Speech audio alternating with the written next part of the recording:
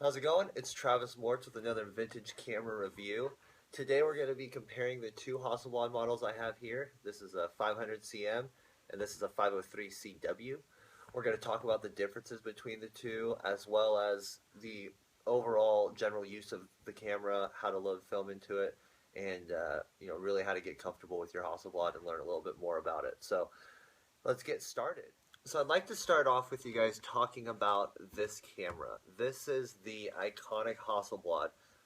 Here we have the 500cm, and this would be your, dare I say, run-of-the-mill Hasselblad, in that this is the one that most everybody hunts after. This is the one that if you're looking to buy a Hasselblad, you should be looking for a 500cm, and I'm going to explain why.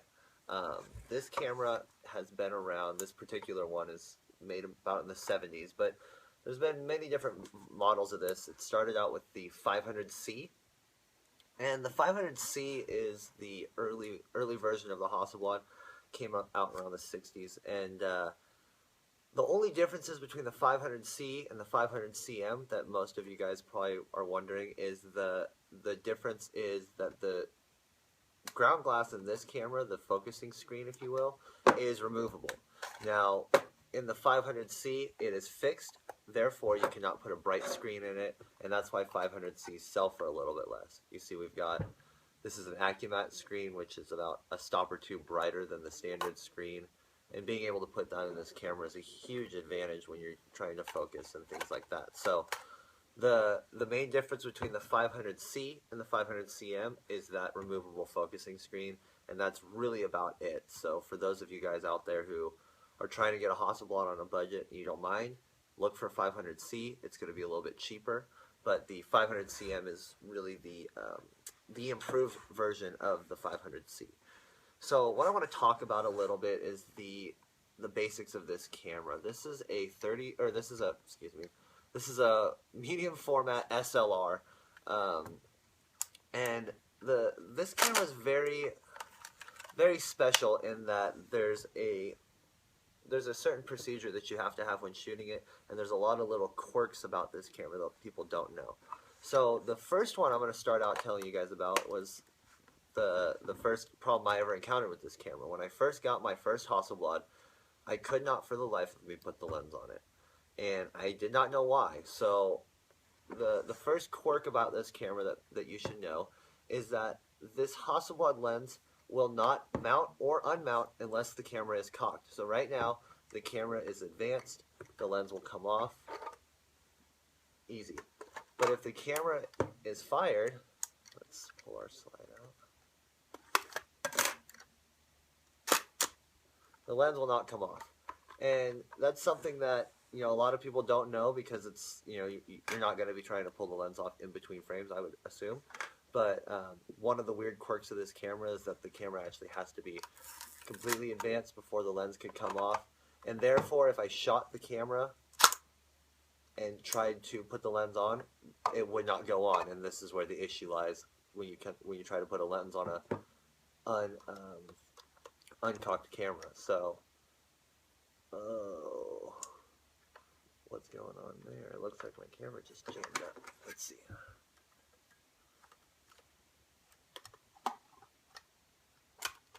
So for those of you out there, this is my 500cm that has had issues, and I was going to show you guys some of those issues in this video, and one of the issues is that it had some shutter sag going on.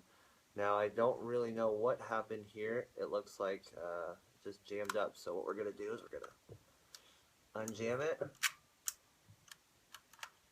No. You guys might have just witnessed a Hasselblad dying. Well, until I figure this one out, we're not going to be talking about it anymore. One of the issues with these cameras is that they get used heavily, and sometimes they jam up. This particular one happened to have jammed up. I was having some issues with this body. I don't particularly shoot this camera anymore because of the issues I've been having with it, and that's why I'm lucky enough to actually have a main body. So we're going to go into that, and I'm going to fiddle with this and tell you guys if I manage to unjam it or not. Anyways, so these cameras have, everything is removable, so what I'll do is I'm just going to take this camera apart you can remove the winding knob. You can remove the waist level finder. You go in here and there's two little prongs here on the side. You can remove the ground glass. And here the mirror is locked up. The whole camera's jammed. Yeah, I don't know what happened. That's too bad, but we're gonna move on. That's okay. So the 500 cm is the basic run-of-the-mill model. It doesn't have any metering system. It doesn't have any flash TTL system. It is the straightforward Hasselblad, all that you need and more. It's a terrible example that my camera jammed up, but I'm going to leave it in because I think it's something that you guys should see. But this is the first Hasselblad that I've ever had issues with as far as jamming. Just to give you guys some point of reference, I've had well over 10 bodies before, so I've kept this one for quite a while because it was one of my first Hasselblads, and there's just been a little loss in the family, and that's alright. So anyways, this is the 503CW. Now, a lot of people have asked me, well, I want a 503, why shouldn't I get one? There's a lot of reasons not to get a 503. The main reason is the cost. These cameras cost exponentially more. They are many, many years newer, and they have technology in them that a lot of people don't use anymore. That mainly being TTL. So TTL is through the lens metering for flash. And this camera will TTL with METS flashes, quantum flashes. I'm sure there's a few out there, maybe Elechrome Rangers. I'm not quite sure, but I know that it works with quantum flashes is what I typically would use it with. But so because of that, this camera is more expensive because it has this built-in TTL metering system, which is cutting edge and it works excellent. But if you're not the person who's carrying around a huge flash with a battery pack on your waist, shooting weddings with a Hasselblad, if you're not that person, which a lot of us are not that person, there's no need for a 503. Now, the other added benefit of the 503 is another really weird thing. It is the floating mirror. And what the floating mirror is the mirror is just a little bit different than the 500, enhanced, if you will. So when you're using lenses longer than 200 millimeters, when you're using long lenses, the projection of your ground glass will be even projection rather than being dim around the corners, because that's just kind of how long lenses are. And therefore, when you're using lenses wider than 50 millimeters, same thing goes with the 503. The floating mirror is going to help you with seeing the whole image evenly. And aside from that, the differences are pretty minimal. I could have gone the rest of my life shooting a 500 cm and been completely happy.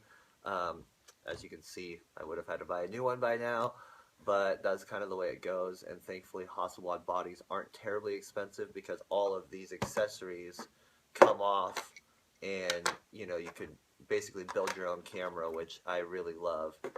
Got a fly in here, it's terrible. So let's talk about this camera. This is my baby. What we have on it is this is a PM5 metered prism, and what this does is it tells me a exposure value for whatever setting or whatever situation I'm in. So I press this here button, it gives me a number 14, and right here on the side of the Hasselblad lens there are index numbers. So you switch it to 14, which is what we're on now, and that's going to give me an exposure of 505.6. And the beautiful thing about the Hasselblad is you could turn the settings simultaneously, and that's going to lock your equivalent exposures. So that's what this meter does, is it just tells you an exposure value, which is really great. As you can see, the Hasselblad's back comes off. Hopefully this one doesn't jam up when we go to demonstrate. These are barn doors. And what I was having the issue on my last one was that these barn doors were not opening all of the way. It's something that happens with old Hasselblads that have been used a lot. It's called shutter sag. I was going to show you guys just to give you an example of what it looked like, but the camera took a shit on me completely, so I can't do that. But as you can see, the barn doors open, and a little thing to know is that as long as you hold this shutter down, the barn doors will remain open, although your lens shutter is now closed. So a lot of people, it sounds like a bulb exposure, but it's not a bulb exposure. It is just you leaving the barn doors open, in which if you were shooting a long exposure, you would need to leave that open. I'm gonna give you guys a closer up view of this camera and show you a little bit more about it. So I'm gonna switch views. So here we've got the Hasselblad 503 CW. One of the best things about the Hasselblad is the lens in it. This lens has a shutter built into it. It's called a leaf shutter. And what that does is it's got 5 blades and they open up simultaneously like this, opposed to a 35mm camera that has a focal plane. Because of that, you could sync your flash speed up to 500th of a second. As you see, we've got 500th here. So your flash will sync at 500th of a second, making shooting flash and models and things like that sharper, and it's just better. So that is the one thing about the Hasselblad that should be noted, is that it has a leaf shutter, and that's basically, one of the biggest, things to make you want to shoot this camera. So here we've got a lens hood we're going to take off, and we're taking a look at this lens, and here's how we change our aperture. Very straightforward. Here's how we change our shutter speed.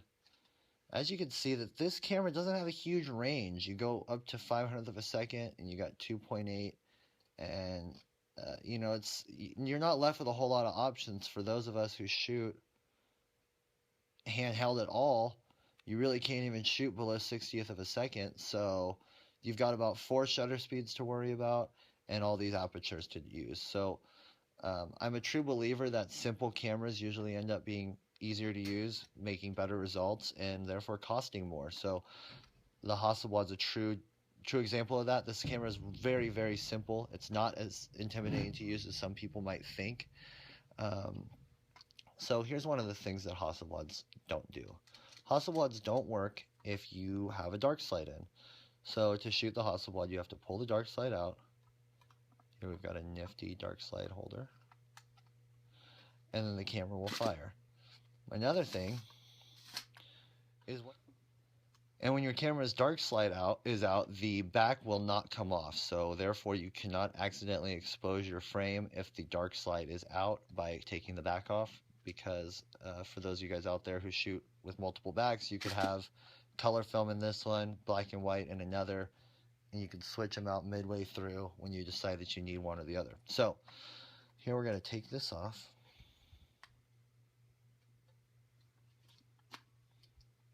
I'm going to show you guys. The way this TTL system works is really amazing. What actually happens is there's a sensor inside this camera that measures the light that bounces off of the film plane, and that's how it measures and determines if the exposure is correct or not. So we would turn our TTL system up to 200 ISO, say we're shooting 200, and when we shoot the photo, it'll fire the flash, and this little sensor right here, you can see that is not in a 500 cm. This little piece of glass, that measures the amount of light bouncing off of our film plane, and that's going to talk back to our flash and tell our flash, hey, the exposure was good, the exposure was bad, the flash didn't fire, whatnot. It's going to keep you informed and therefore make it easy to shoot with flash in a Hasselblad. Another great thing to look at here is right here. See this paint missing? This is a good indication of how used your Hasselblad has been. This is formed by the seal on the back meeting with the seal on the camera. And because of that, you can tell that if a camera has been heavily used based solely on the paint wear here. As you can see on my dead camera back, I've got substantially more wear than this one, you can see. And that's always something to look at when you're buying Hasselblad parts or Hasselblad bodies, and always a good handle to get one for a little bit cheaper. You can show the wear there and really show. See, there's a back that has some wear to it. This back's real beat up. So anyways, that's something cool to know. We're going to take the prism off, and as you can see with our close-up shot, here's the 2 prongs to remove the ground glass. We're going to remove the ground glass.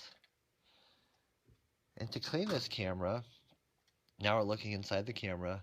To clean this camera's mirror, it's very simple. You press this lever here. This is your mirror lockup. And that's going to bring our mirror to the top. It's also going to open our barn doors and make it easily accessible to the inside of this camera. Clean the mirror off. You could even, let's see if we can remove the lens. No, we can't remove the lens because the camera is not cocked. But you could always remove the lens, then mirror lockup. Maybe not. Anyhow, that's how you take apart a Hasselblad. We're going to put it back together quickly.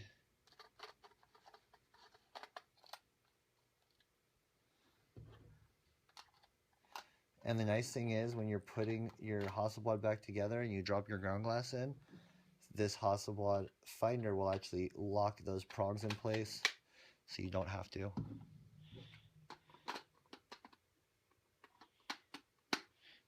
And for you guys out there, when you're putting your Hasselblad backs on, it's a really good idea to actually pull this lever over while you do it. Otherwise, it's going to cause unnecessary strain on these two studs here.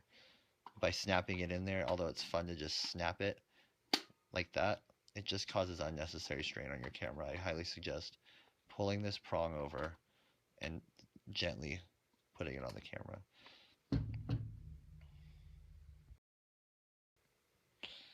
So here we have a roll of Ilford Pan F from 2001, and we're going to load this up in the Hasselblad. So let's take it out, open up our box. Always remember your film tag.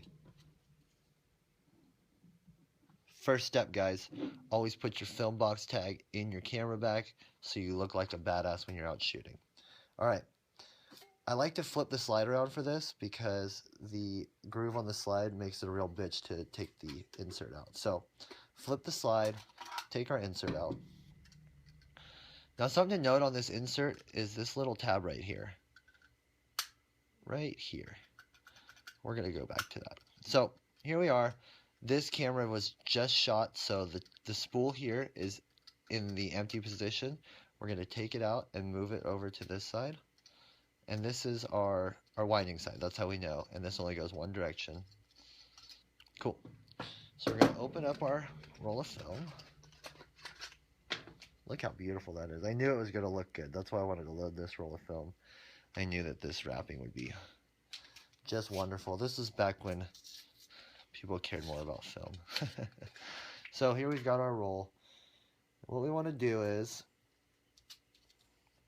stick it on here, like so. Now we've got it on. We want to make sure our tab is going to go this way. And we're going to come back to this little tab here. So we're going to turn.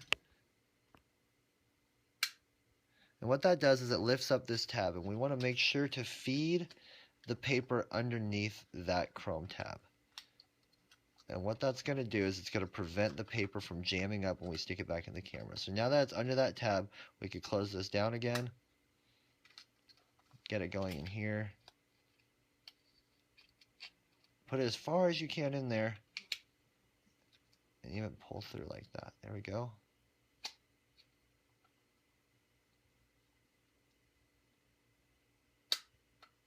It's under that tab now, so we can release it. Roll, roll, roll until this arrow here meets this arrow here. Perfect. Now when we close this again, you see that film get pinched down? Nice. Nice and out of the way. It's going to go in here very smoothly. No jamming at all. Now we've got our film loaded. The next step is the most important step.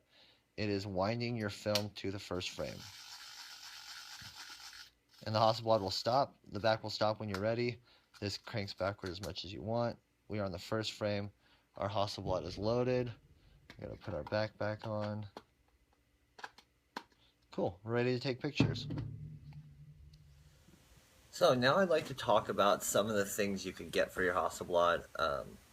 A lot of people just start out with a really simple setup with an 80mm 2.8 lens and maybe a lens hood.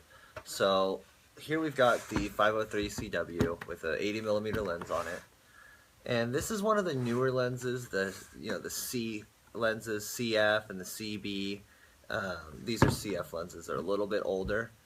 But because of these lenses being newer, they take a Bay 60 bayonet mount filter, and same with the hood. So here we've got the lens hood. This is a Bay 60 hood.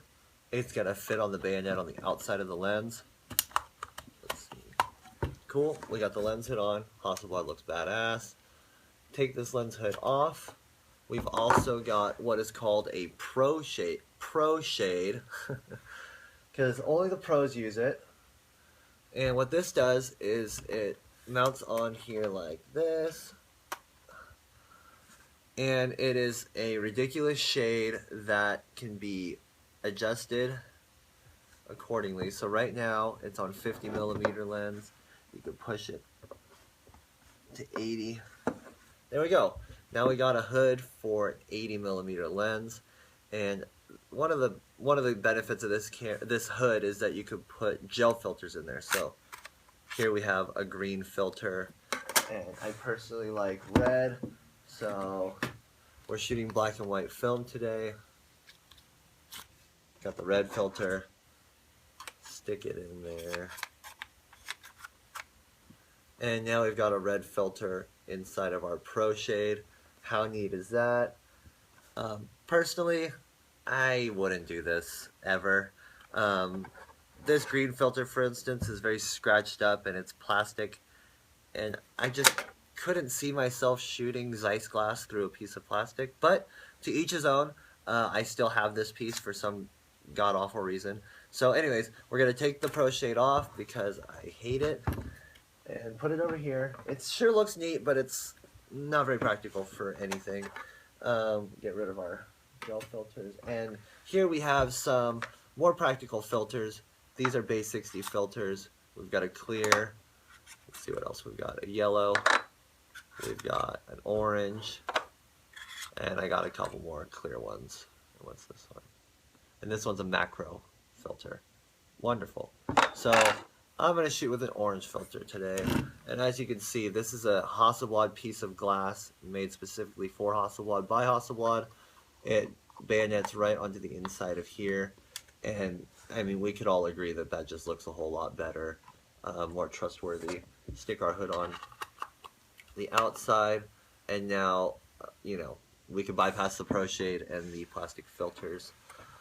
One more thing that the 503 CW offers that the 500 series does not is this motor drive here.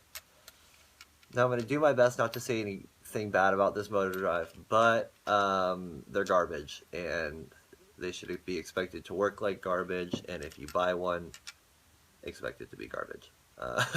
The circuit boards in these things burn out after a few years, and it just so happens that all of these are 20 years old or more, so they burn out, and they're very slow.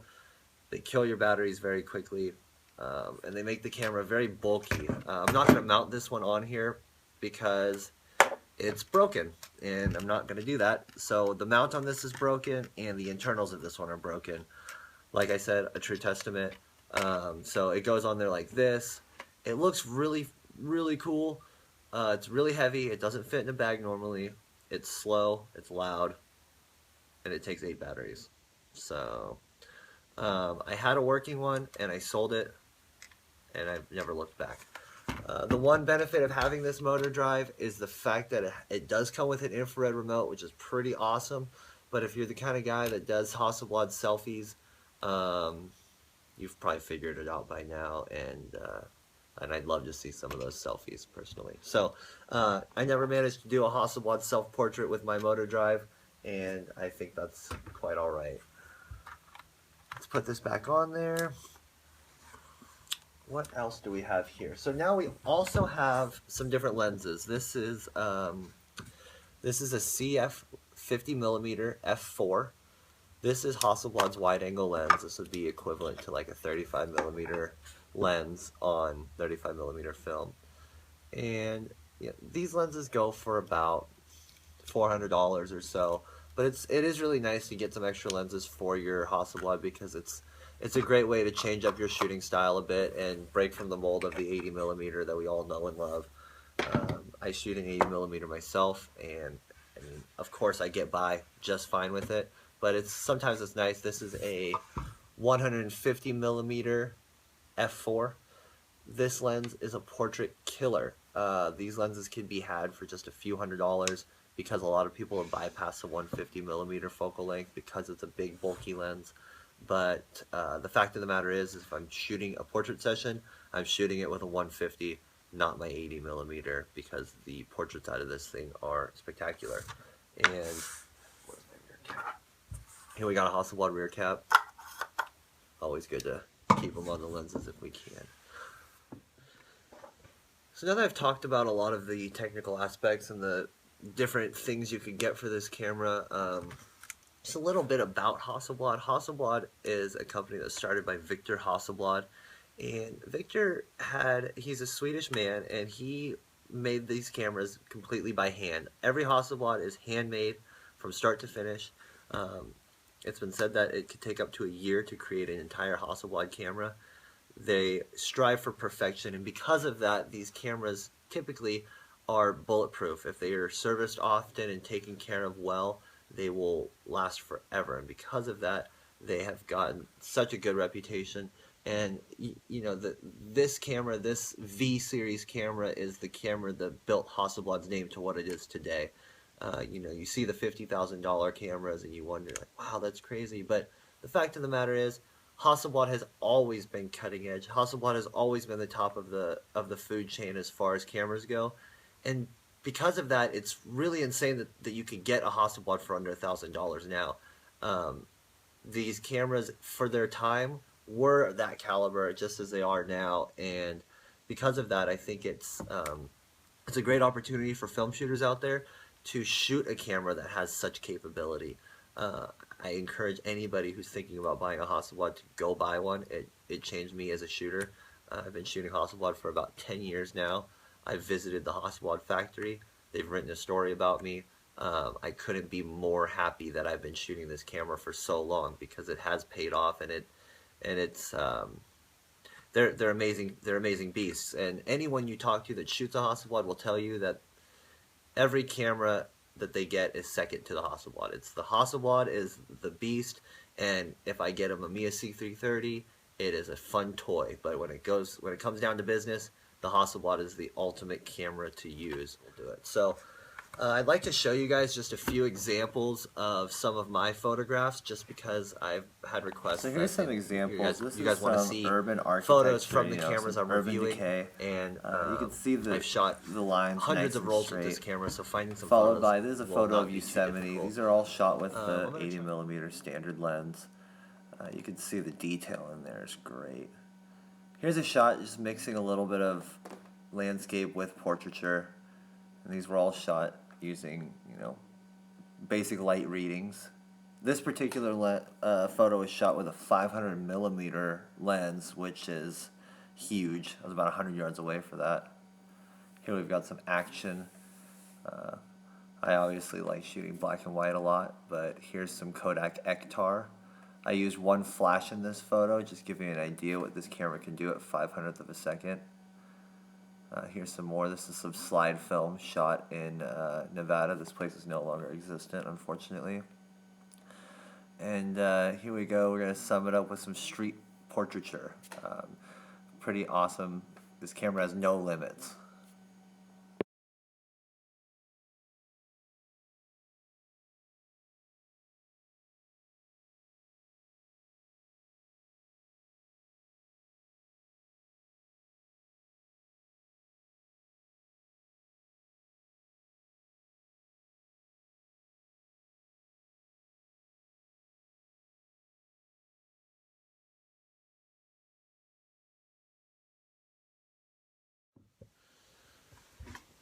Well, I hope you guys enjoyed some of those examples. Like I said, this camera is the absolute ultimate camera to have. I'm not scared to shoot it in any situation. Anywhere I go, I feel comfortable bringing a Hasselblad with me. May it be a wedding or street photography or even shooting, my friends riding BMX. The Hasselblad has no problem handling any situation with excellence. And because of that, I suggest any of you guys interested in buying a Hasselblad to just go out and just pull the trigger, because nothing sounds better than a Hasselblad. Anyways, if you guys have any questions or concerns, if there's anything I left out of the video, please feel free to comment below. I'll happily answer any of your questions. I've got so much to say about this system that it's really hard to sum it up in one video. It feels like there's a whole bunch of stuff I'm leaving out, but I'm not quite sure. So anyways, feel free to ask me any questions you guys have, and until the next video, keep on shooting.